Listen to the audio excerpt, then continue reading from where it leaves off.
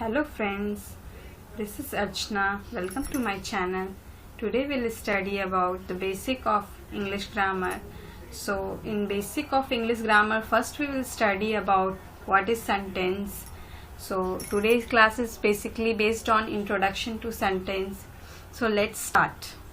What is sentence? A sentence is defined as a string of words in an order that expresses a complete thought that it has a subject and a predicate.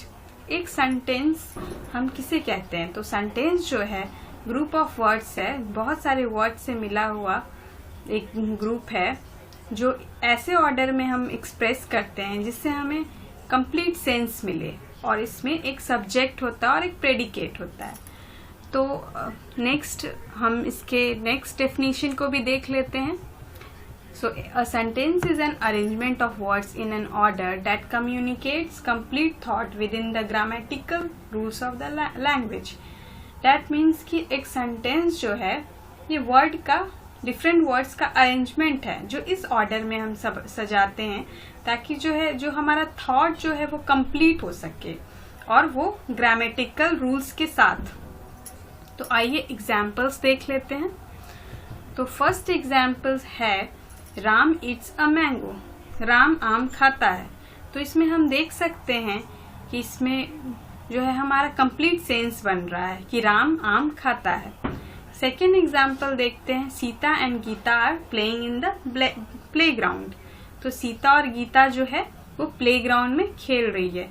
इस sentence में भी हम देखते हैं ये group of words है और एक कंप्लीट सेंस बना रहा है. थर्ड अगर हम सेंटेंस देखें, this girl is very beautiful, तो इसका मतलब क्या होता है कि ये लड़की बहुत सुंदर है.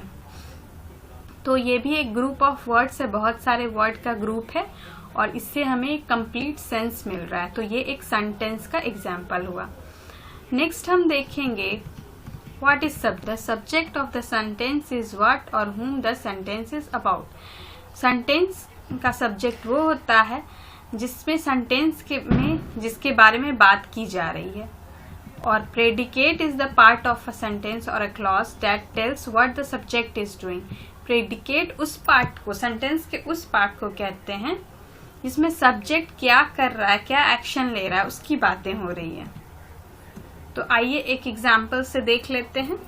तो एग्जाम्पल है Shyam is playing the flute.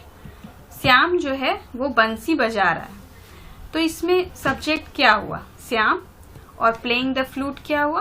Predicate. तो हम कैसे डिटरमाइन किए इस सेंटेंस में कि सब्जेक्ट श्याम है और प्लेइंग द फ्लूट प्रेडिकेट है?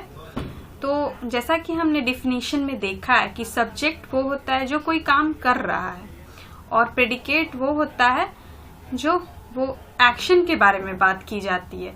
तो यहाँ पे श्याम जो है वो फ्लूट बजा रहा है, तो श्याम जो है सब्जेक्ट हो गया, वो काम एक्शन कर रहा है, और वो क्या एक्शन कर रहा है? वो फ्लूट बजा रहा है, इसलिए प्लेइंग द फ्लूट प्रेडिकेट हो गया. उसी तरह सेकेंड एग्जाम्पल देख लेते हैं. The lady in the pink dress is playing badminton.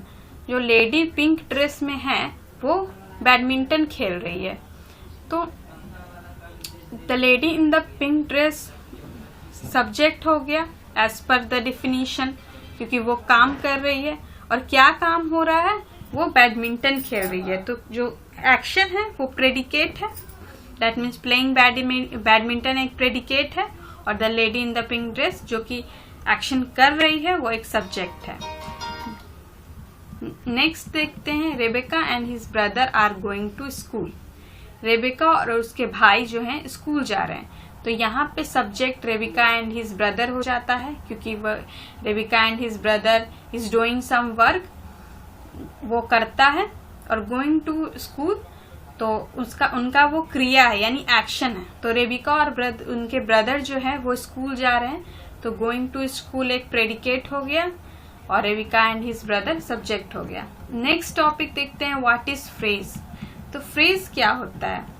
तो फ्रेज एक स्ट्रिंग ऑफ वर्ड्स है, ग्रुप ऑफ वर्ड्स है जो कंप्लीट सेंस नहीं बनाता है. लाइक लाइक सेंटेंस जैसा नहीं है वो, कि सेंटेंस में हमने पढ़ा है कि सेंटेंस एक कंप्लीट सेंस बनाता है, लेकिन जो फ्रेज होता है वो एक कंप्लीट सेंस नहीं बनाता, वो मतलब पार्शियल सेंस बनाता है किसी भी दो पार्टी के बीच में। तो इसको एक एग्जाम्पल से क्लियर कर लेते हैं। तो फर्स्ट एग्जाम्पल देखते हैं, गोइंग फॉर अ क्लास। तो गोइंग फॉर अ क्लास में जैसा हम देख सकते हैं वो एक कंप्लीट सेंस नहीं बना रहा है। क्यों नहीं बना रहा है? इसका मतलब होता है कि क्लास को जा रहे हैं, तो कौन क्लास को जा रहा है ये हमें डिफाइन नहीं हो पा रहा है, इसमें सब्जेक्ट हमारा मिसिंग है, तो इसीलिए ये एक कंप्लीट सेंस नहीं बना पा रहा है, तो ये एक फ्रेज कहलाएगा। अगर हम सेकेंड एग्जाम्पल देखें, the national animal of India, तो इसमें भी हम national animal of India as a subject use कर रहे हैं, बट इसका ऑब्जेक्ट या फिर इसका कोई प्रेडिकेट नहीं है हमारे पास, इसीलिए ये कंप्लीट सेंस नहीं बना पा रहा है, तो ये एक फ्रेज हो गया। थर्ड अगर देखें हम गेटिंग रेडी, तो गेटिंग रेडी में भी हमें क्लियर नहीं हो रहा है कि कौन रेडी हो रहा है, तो ये कंप्लीट सेंस नहीं बना पा रहा है, तो ये जो है गेटिंग रेडी एक फ्रेज है। तो ये तीनों जो है हमारे फ्रेज के एग्जाम्पल है। तो thank you for watching this video. If you like this video